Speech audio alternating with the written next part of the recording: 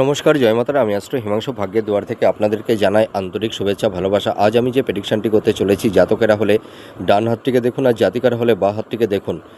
যদি কোনো জাতক জাতিকাদের হাতের মস্তিষ্ক রেখাটি যদি নিম্নমঙ্গলের ক্ষেত্র থেকে উৎপন্ন হয়ে উচ্চমঙ্গলের ক্ষেত্রের দিকে চলে যায় এবং এই যে দেখতে পাচ্ছেন এই মঙ্গলের রেখাটি, এই যে দেখুন দুটি শাখায় বিভক্ত হয়ে, মানে এই মস্তিষ্ক রেখাটি একটা রাহুর ক্ষেত্র থেকে উৎপন্ন হয়েছে আর একটা হচ্ছে নিম্নমঙ্গলের ক্ষেত্র থেকে উৎপন্ন হয়েছে।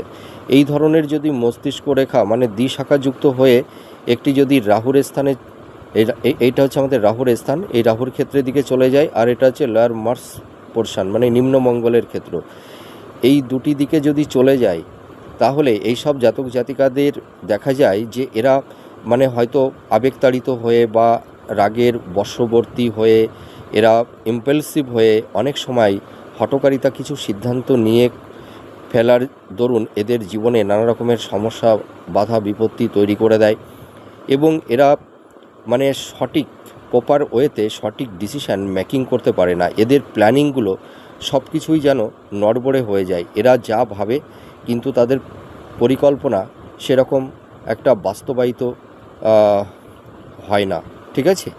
এরা সঠিক প্রপার ওয়েতে এদের ডিসিশান, এদের সিদ্ধান্ত ইমপ্লিমেন্ট করতে পারে না।